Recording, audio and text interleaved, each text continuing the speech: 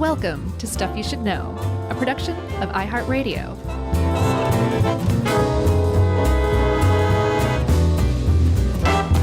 Hey, and welcome to the podcast. I'm Josh, and there's Chuck, and it's just us for now, but Jerry says she's going to be coming in sooner or later, and this is Stuff You Should Know.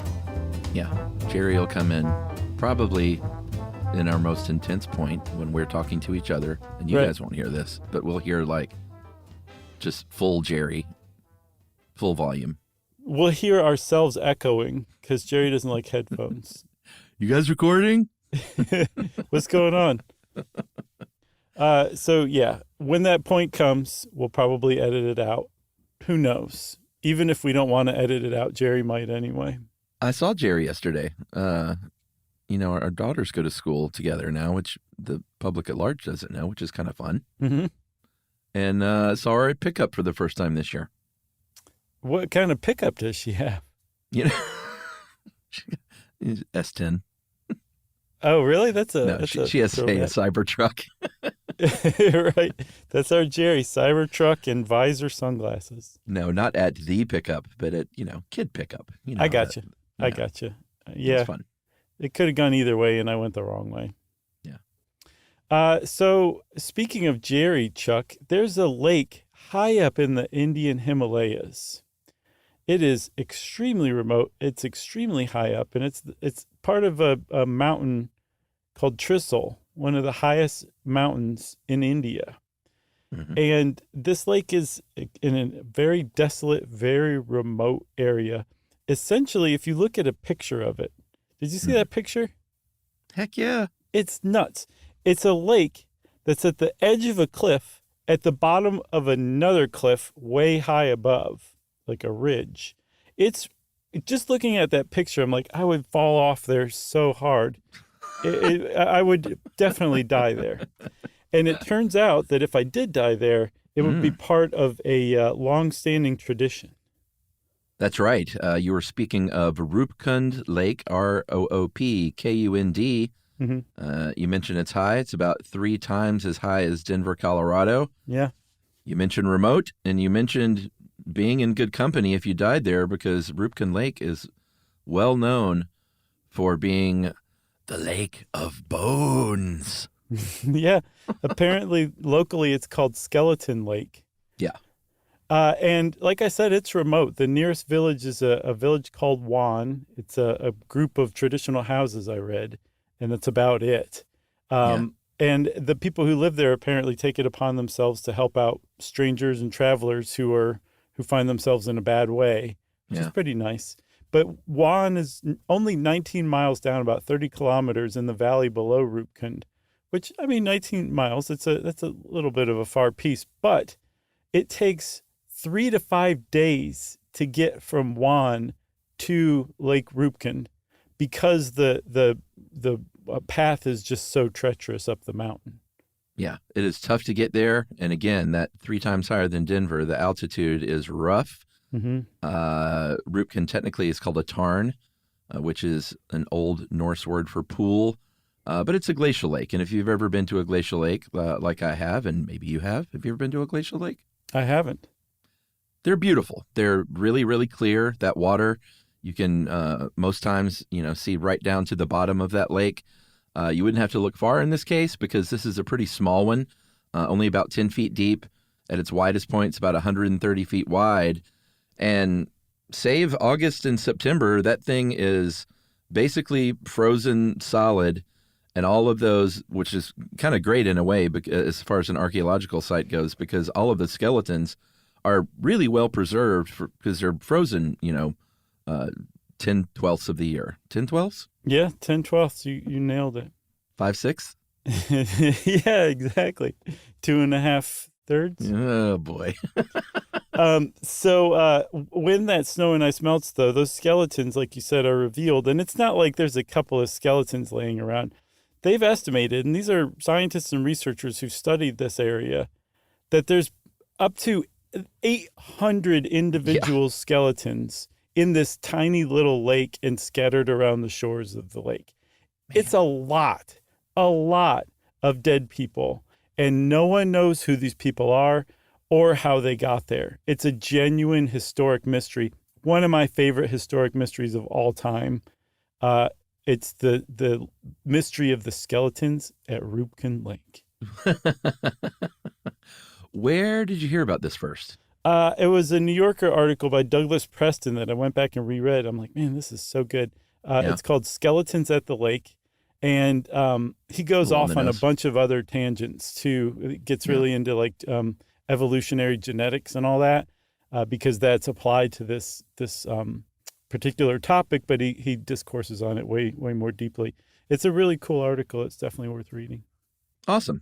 So this has been one of the great natural mysteries since 1942, when a gentleman named H.K. Madhwal, who was a forest official from India, was sent there to gather some Himalayan flowers for research and study. Mm-hmm. And he was like, oh my God, look at the bones. Oh my God. Oh my God. As you would say. And reported over, the course of a few years, because again, you can only, these things only thaw out for a couple of months over the year. So any kind of study over the years, and as you'll see, there's been a lot since the 1950s once scientists got involved, because they kind of kept it a secret, or at least kept it quiet in India for a little while. And eventually when they announced it in the 1950s, of course, science got on board.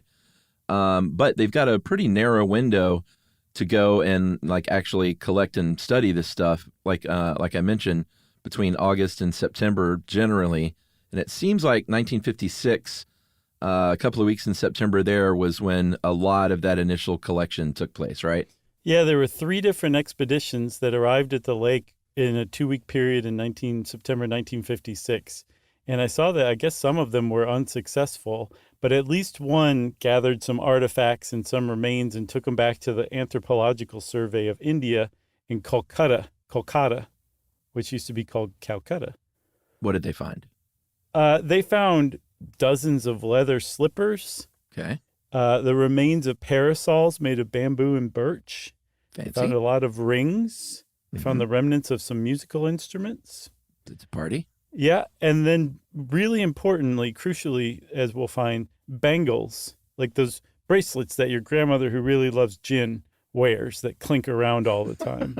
Not Susanna Hoffs. Is she from, oh no, from the Bangles, that's right. Nice. Yeah. Nope. Or Jane, Wheeland? No, she was from the Go-Go's, right? Oh, yeah, that's who I'm thinking. Sorry, Susanna Go-Go's Hoffs, and Bengals. She's a fun follow on Instagram, by the way. Okay, good to know. She's great. So immediately, of course, science is like, all right, we got to figure this out. This is a great mystery. We got all these bones here. Yeah. We don't know who these people are. So some theories emerged, and we're going to go over the 1, 2, 3, 4, 5, 6, 7 theories, and then bust them apart right after that. Yeah. The first of which is perhaps these were soldiers from India who may have been trying to get into Tibet or flee Tibet over the centuries. They kind of narrowed it down to one campaign between May and June of 1841, which was repelled. And they say this may have been it. Like they were trying to get into Tibet. They were repelled. They got the heck out of there. And then they perished, like a storm caught them or something. And they died here by this lake.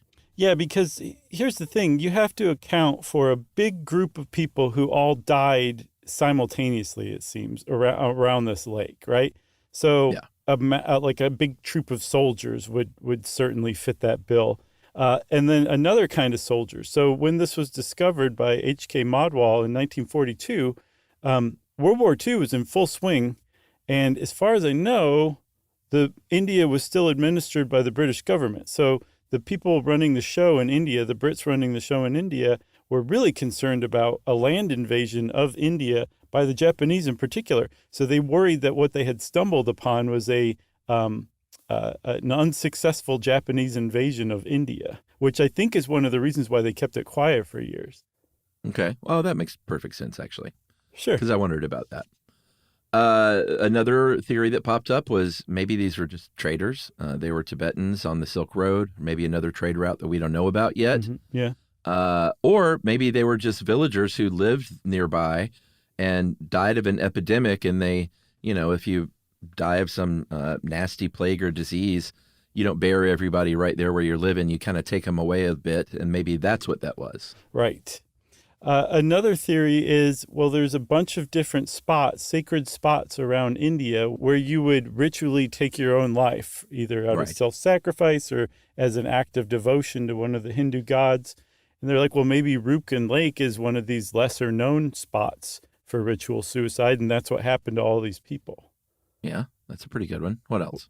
There's another one that is pretty low-hanging fruit, but it makes a lot of sense. Somebody spoke up and said, guys, what if it's just a cemetery?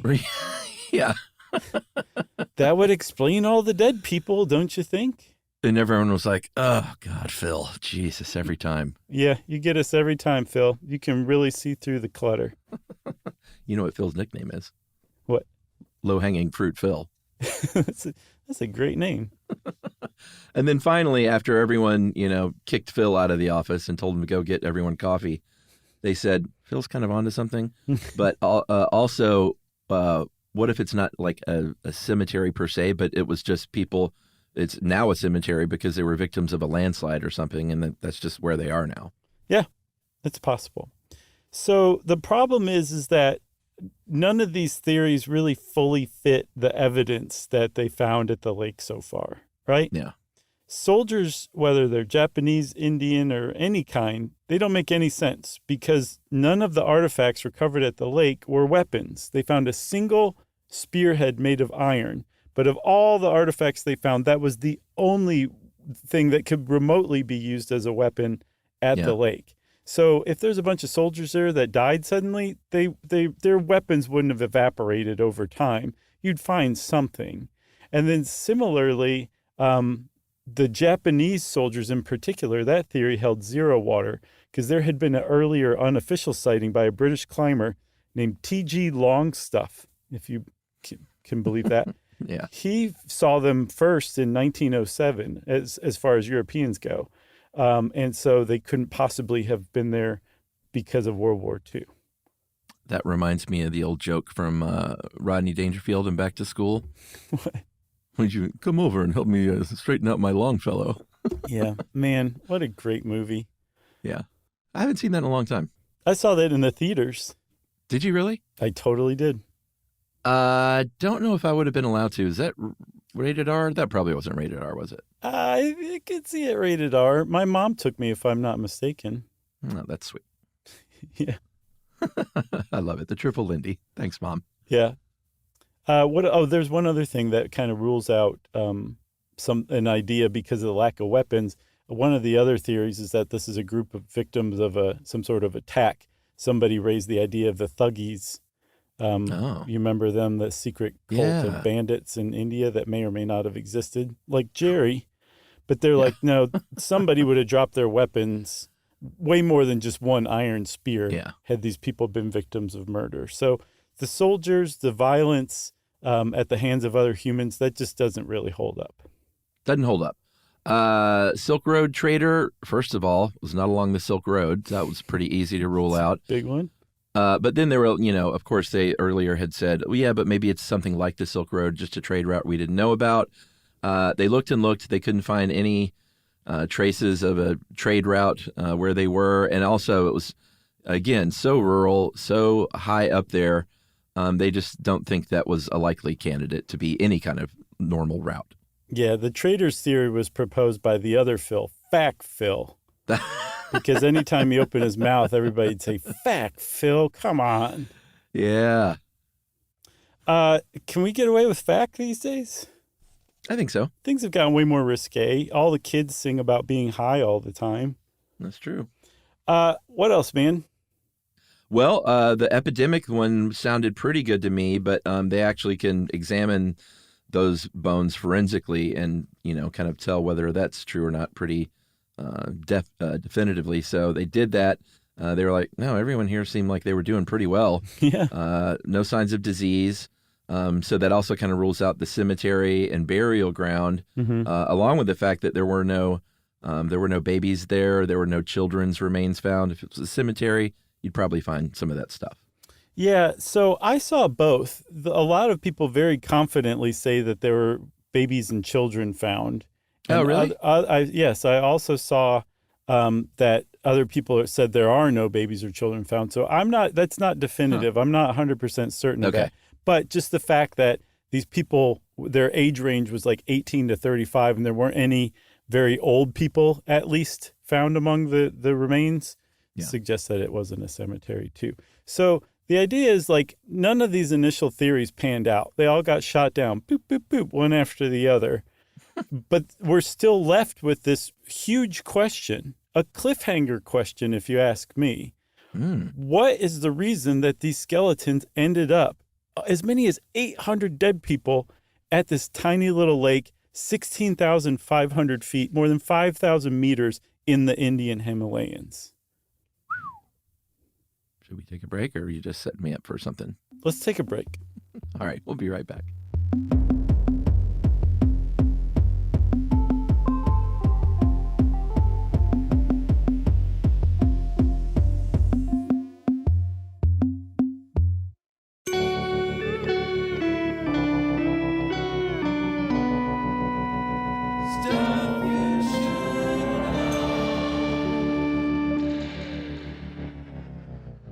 So, Chuck, I don't remember what episode it was in, but we've talked about geoarchaeological mythological study. There was another term for it that was less clumsy, but essentially it's taking local legends, especially very old local legends, especially among indigenous people, and assuming that there's some kernel of truth that, the earth opening up and swallowing everybody in a village might have been some huge earthquake that, a fault line opened at some point. And then they use that and try to figure out what specific event this mythology is talking about. Well, it just so happens that there's a local legend among the people who live around the Roopkund Lake area that hundreds and hundreds of years ago, there was a traveling group of people who were struck down because the goddess Nanda Devi was very unhappy with the way that they were celebrating her or showing their devotion to her on a long-standing pilgrimage to honor Nanda Devi. Yeah, so this is a pilgrimage that would be undertaken every dozen years to honor that god you spoke of, Nanda Devi, who is, we should say in this case, a manifestation as a mountain from the goddess Parvati, very big goddess in the Hindu pantheon, and the goddess of, like, a good goddess of, like, great things, love, marriage, devotion, beauty, like all the goodness and kind of lovey things. That's funny. I noticed you left out fertility and children. Yeah, that's not the goodness.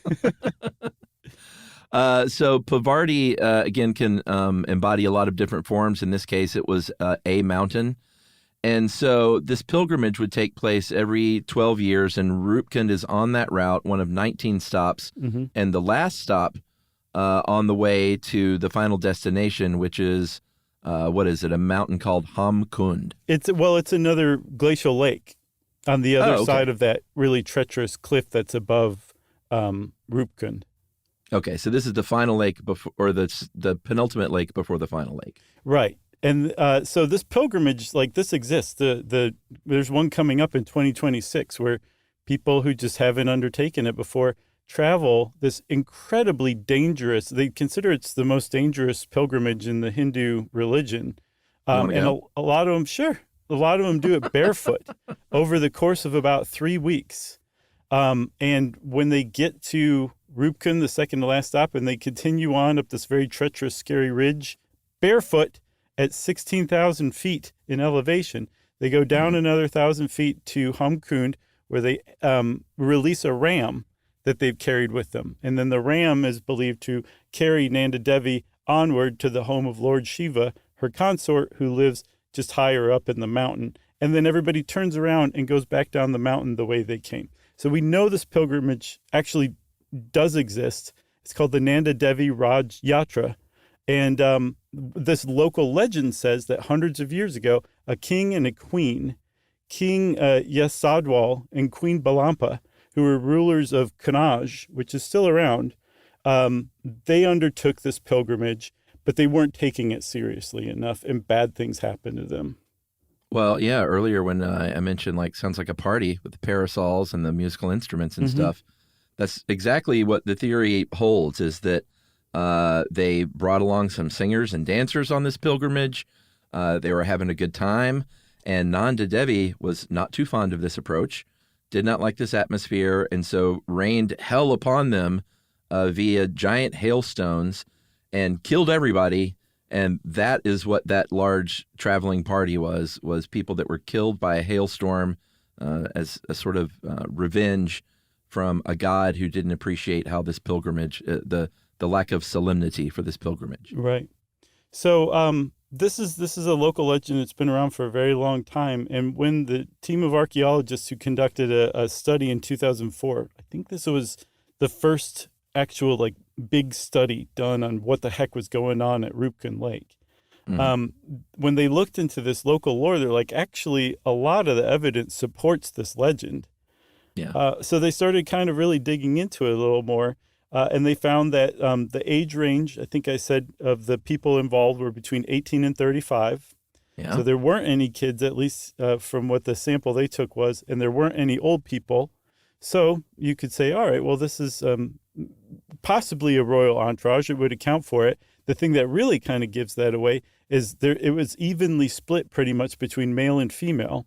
So we know it wasn't some sort of military party because, number one, weapons are missing. And number two, you would expect it to be almost exclusively male.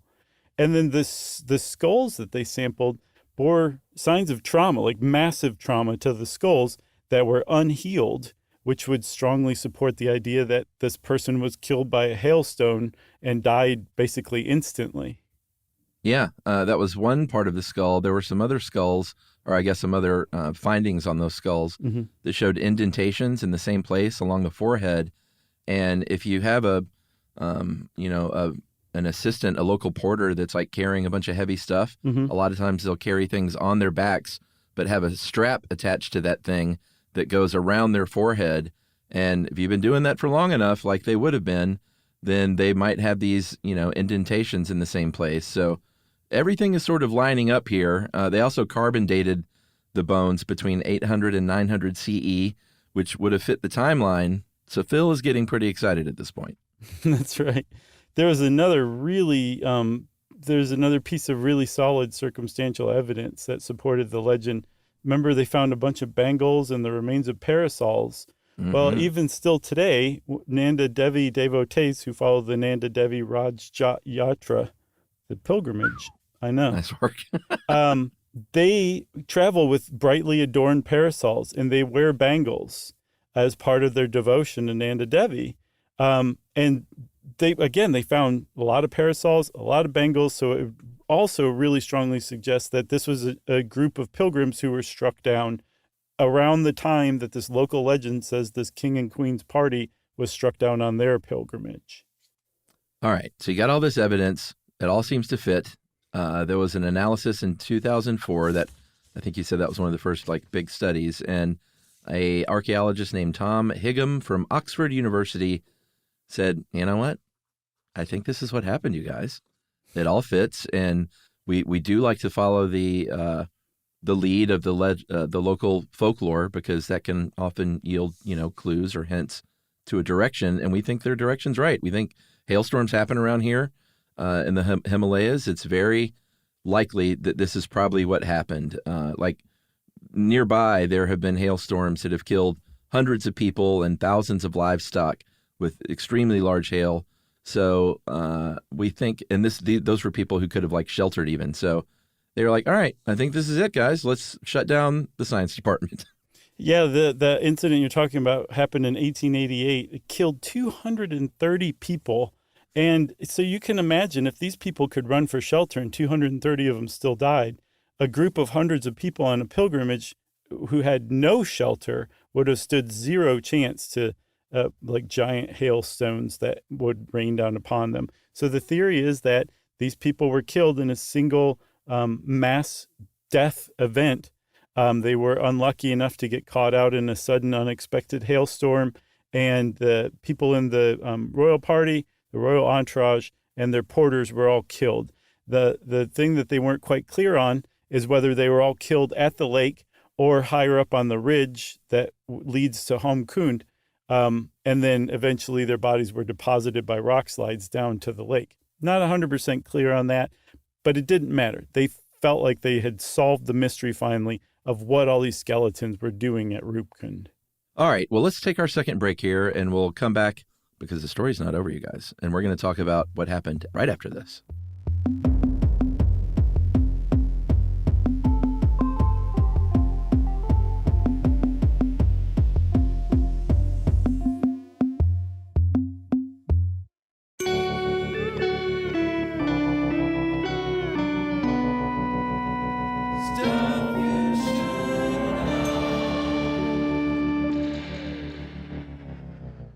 All right, so that theory is hanging out there in 2004, hangs out for about 10 years. Everyone's feeling pretty good about it. The book is not closed, but the book is, it's almost closed. Sure.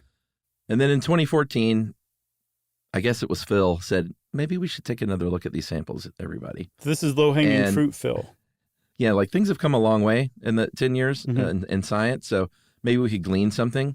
So a 5-year study kicked off in 2014 involving 16 labs around the world, and they sampled bones from 38 of those individuals, sent them to all these labs, and got some really, really interesting results in that out of the 38, 23 belong, these were all different people. 23 belong to the gene pool that you would expect to find in that area, some sort of South Asian ancestry.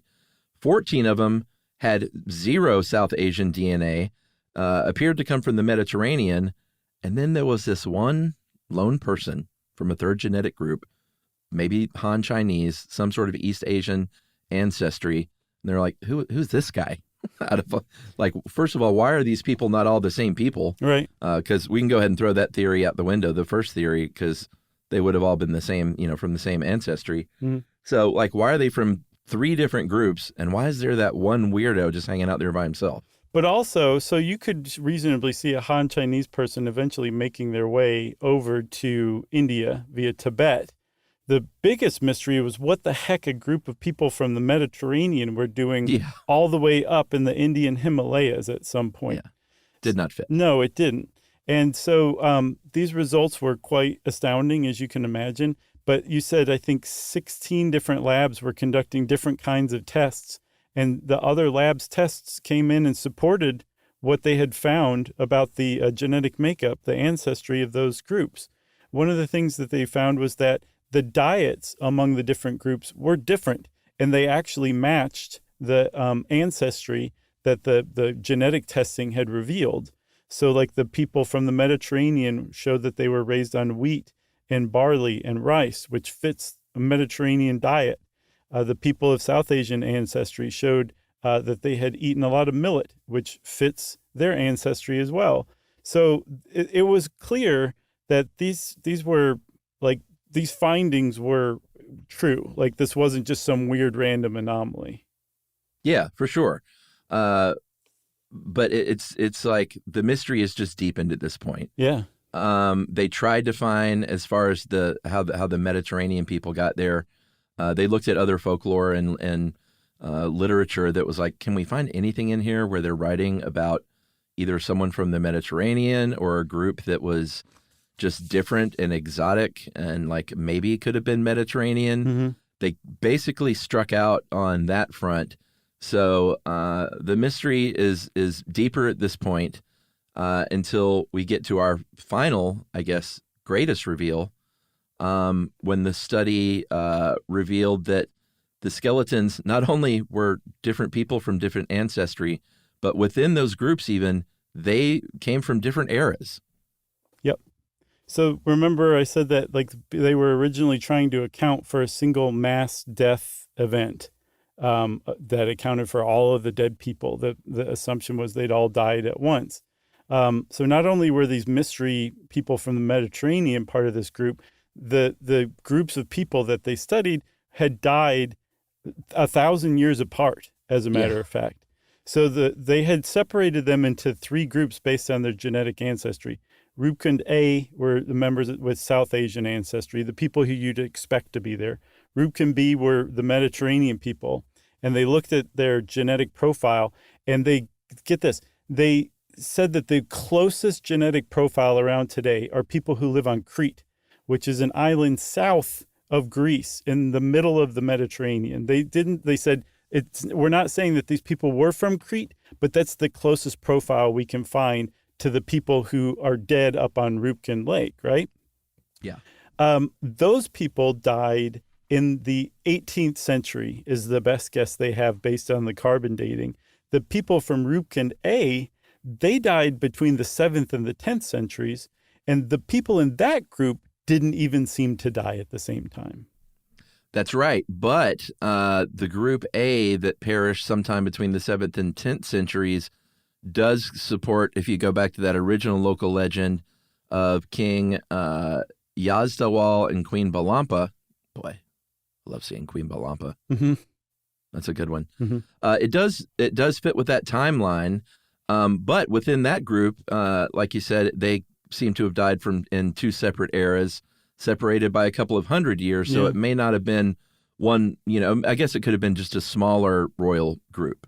Yeah, that doesn't rule out, and all the evidence still supports that some group from Roopkund A group could have been that royal entourage that was part of the local legend. But because there was one group that died between 675 and 769, and another group from Roopkund A that died between 894 and 985 CE, they don't know who is who. Like, they haven't been able to suss that out, and maybe never will.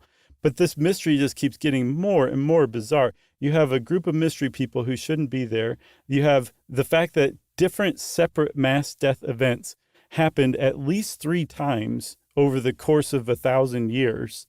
And it's just getting weirder and weirder. So the scientists who are conducting this massive survey or study that actually ran, I think, from 2014 to 2019, they started sending each other samples of the samples they had to make sure that, like, the people who had tested for what kind of diet were working from the same bones that the people who had tested what the genetic profile was of these people.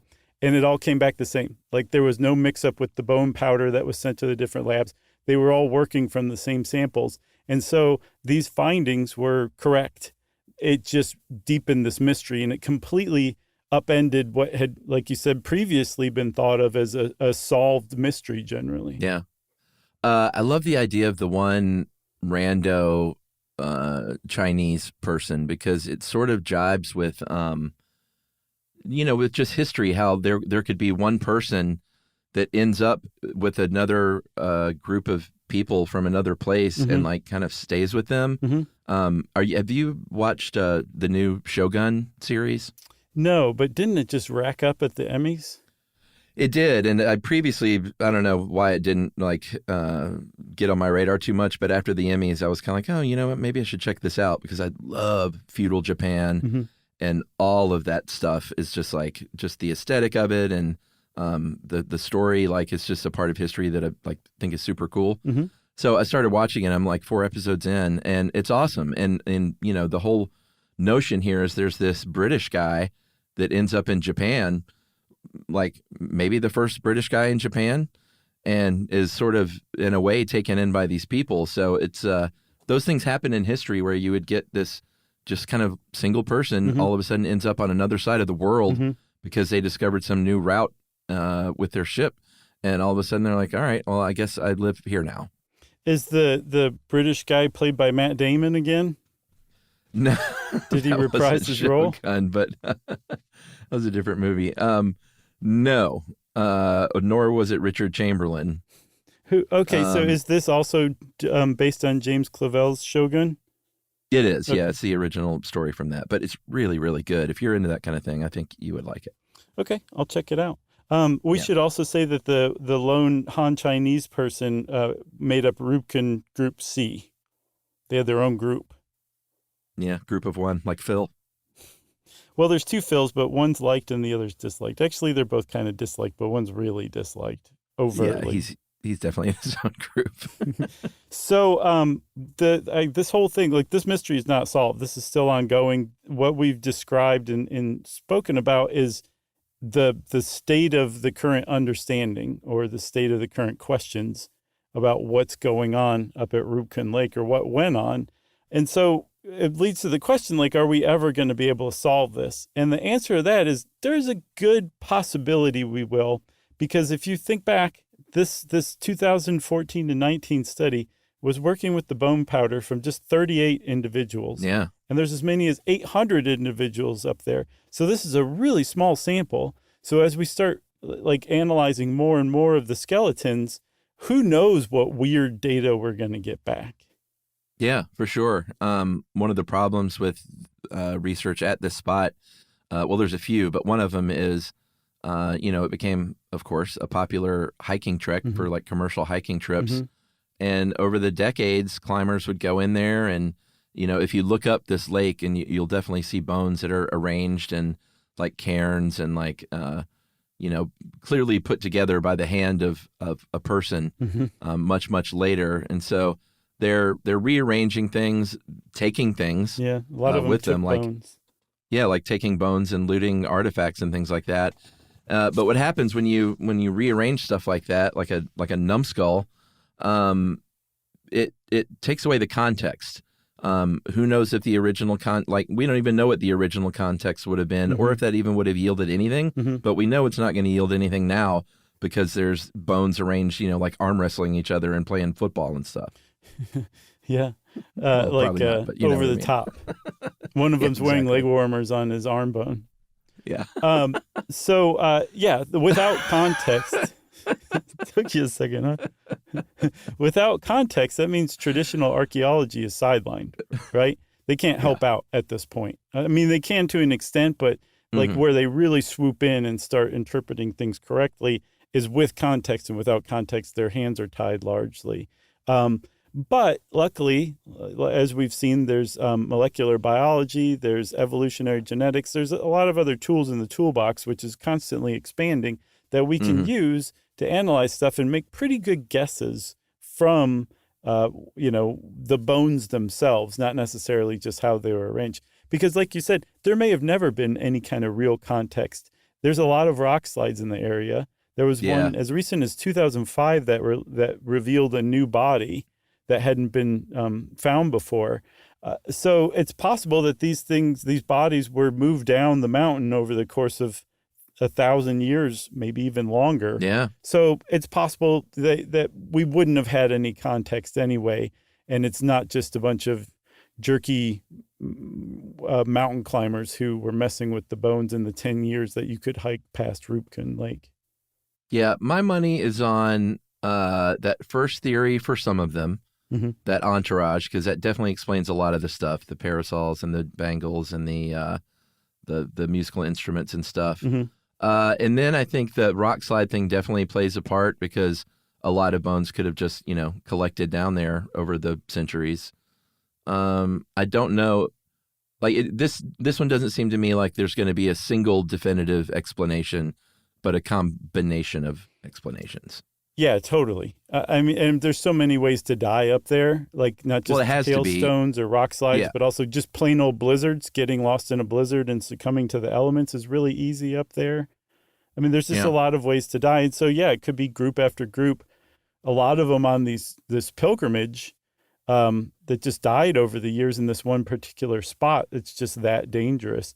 But that still leaves the mystery of what a group of Mediterraneans, possibly from Crete, were doing on a very, outside of Hindu, a pretty obscure pilgrimage. Like, I certainly hadn't heard of it before. And I got my finger on the pulse of pilgrimages around the world, and I hadn't heard of it. So how did these people from the Mediterranean in the 18th century end up on this pilgrimage? That may be a mystery forever, especially because there's no legends or folklores associated with it.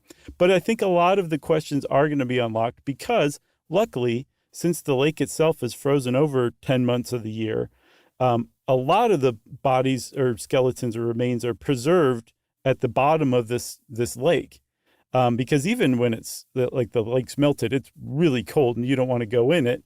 And so all it's going to take is somebody to take a really comprehensive study of the remains in the lake. And again, who knows what weird stuff it's going to yield. It's one to keep an eye on.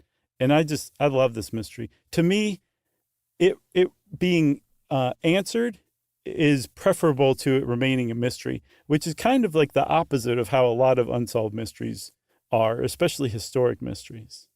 Yeah, for sure. Another good thing on the hope of finding something out about this is the government did shut down that route to hikers and commercial hiking. Mm-hmm. So like it's not going to be disturbed by those knuckleheads anymore. No, and I'm guessing because it's a solemn occasion and the pilgrims are taking, their pilgrimage seriously, they're probably not much messing with the skeletons at Roopkund among the pilgrims themselves. So I would think so. Now that you've done away with the commercial climbers, it's probably fairly safe now.